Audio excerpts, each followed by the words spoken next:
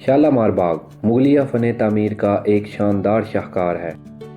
لاہور میں اس باغ کی سیر کرنے کے لیے لوگ بہت دور دور سے آتے ہیں، تو لاہور کا یہ شاہکار دیکھنے ہم بھی پہنچ گئے۔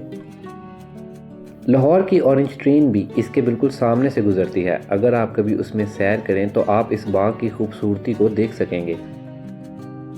اس خوبصورت باغ کو شاہجہاں کے حکم پر 1641 اور 1642 کے دوران تعمیر کیا گیا تھا۔ اس باغ کی تعمیر شاہجہاں کے ایک امیر ولی اللہ خان کی نگرانی میں علی مردان خان کے تعاون سے ہوئی۔ کہا جاتا ہے کہ اورنگزیب عالمگیر کی بیٹی زیب النساء ایک شاعرہ تھیں، اس لیے وہ اکثر اس باغ میں آ کر شعر لکھا کرتی تھیں۔ اس باغ کی تعمیر کے لیے جس زمین کا انتخاب کیا گیا وہ زمین میاں محمد یوسف عرف مہر مہنگا کی ذاتی ملکیت تھی۔ شاہجہاں کو جب علم ہوا تو انہوں نے میاں یوسف کو منہ مانگی قیمت دینے کا اعلان کیا، لیکن میاں یوسف نے وہ زمین بادشاہ کو بطور تحفہ پیش کر دی۔ شاہجہاں ان کے اس رویہ سے اتنا خوش ہوا کہ اس باغ کی تکمیل مکمل ہونے پر میاں یوسف کو ناظم شالامار باغ مقرر کر دیا۔ تقریباً 80 ایکڑ پر قائم اس خوبصورت باغ کو محض 18 ماہ کی قلیل مدت میں 6 لاکھ روپے کی رقم سے مکمل کیا گیا تھا۔ شالامار باغ کو ایک مستطیل شکل میں 3 مختلف تختوں کی صورت میں تعمیر کیا گیا۔ باغ کے ان تینوں حصوں کی بلندی ایک دوسرے سے مختلف ہے۔ باغ کے ارد گرد اینٹوں کی ایک لمبی دیوار بھی تعمیر کی گئی ہے۔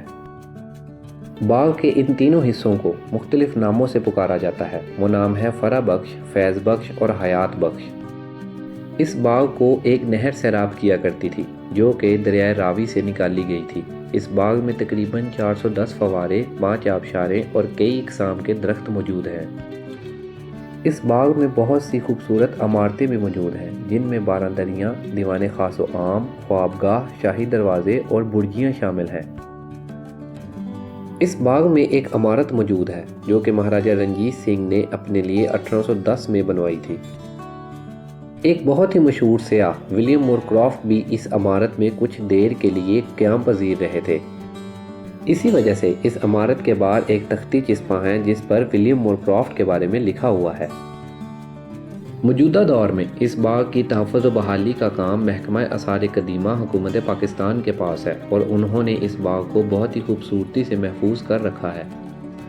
شالامار باغ فیملی کے ساتھ دیکھنے کا ایک بہترین پکنک پوائنٹ ہے۔ اگر آپ کبھی لاہور جائیں تو اپنی فیملی کو یہ باغ ضرور دکھائیے گا۔